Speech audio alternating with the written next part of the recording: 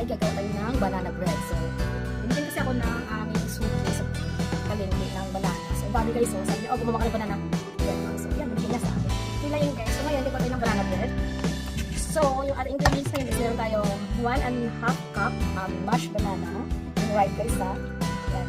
Or 3 large, yung malaking saging.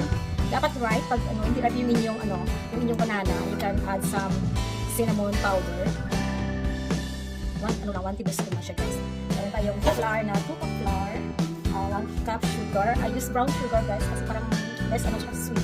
Meron tayong 1 tablespoon baking powder, 1 tablespoon baking soda, 1 tablespoon salt. Pag ginamit ko siya guys is 1/4. And meron tayong vanilla. And meron tayong egg.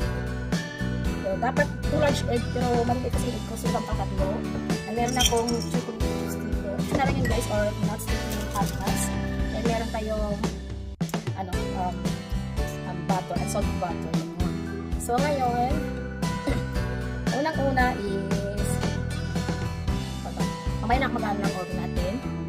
So yun guys, nakaw tayo ng ating oven kasi medyo matagal po itong ating banana bread. Ayan, about. Ipainit tayo ng ating oven na 325 Fahrenheit.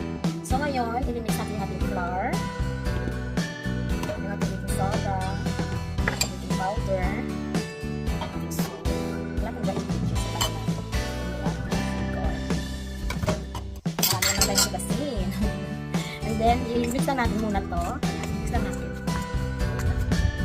So yun siya guys, minimix ko siya. Actually, baliktad ako guys. Pero okay lang yun. Ayan, mix na yung ating mga dry ingredients. Dito naman tayo guys. Mix natin yung ating butter. And yung ating egg. Yung egg.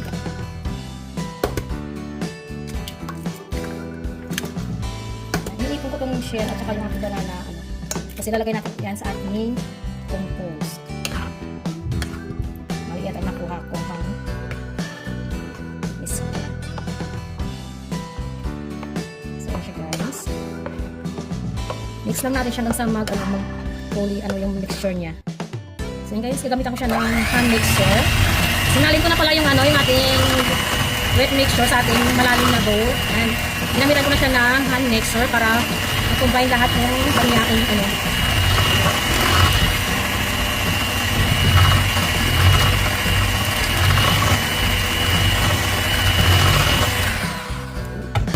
So yun guys, pag okay na siya, yung ating dry ingredients, yan. Sasalain ko siya guys para hindi mamumuo yung ating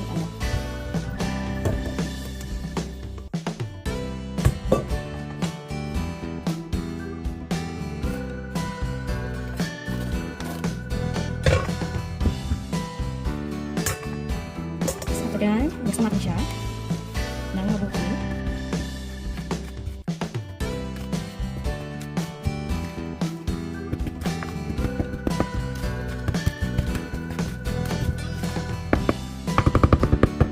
Gagamitan ko siya ng hand mixer para makumpay siya lahat.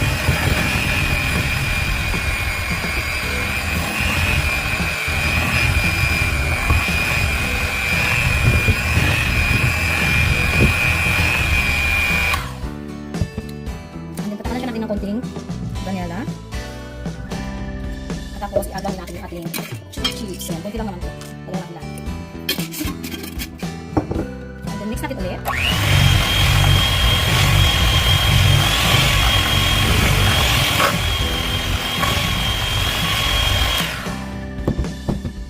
So ngayon, isasalin na natin siya guys.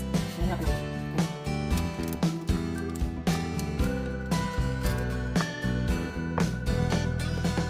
Isang lutuan lang yung ating ginawa.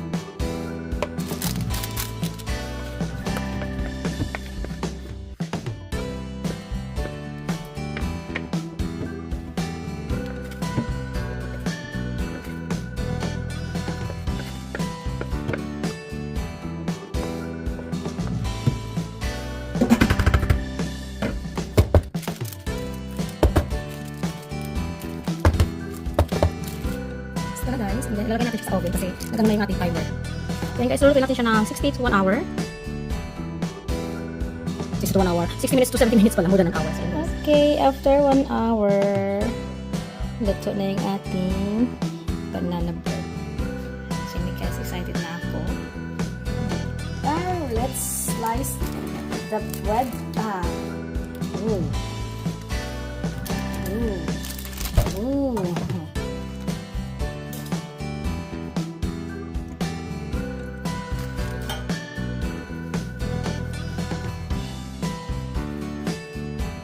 Ooh.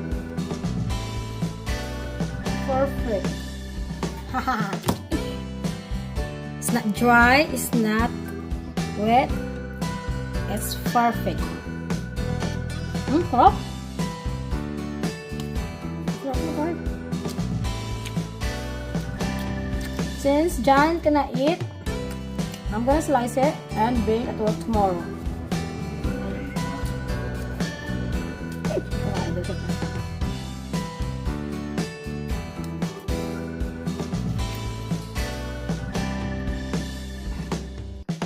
I'm gonna show you this one at work.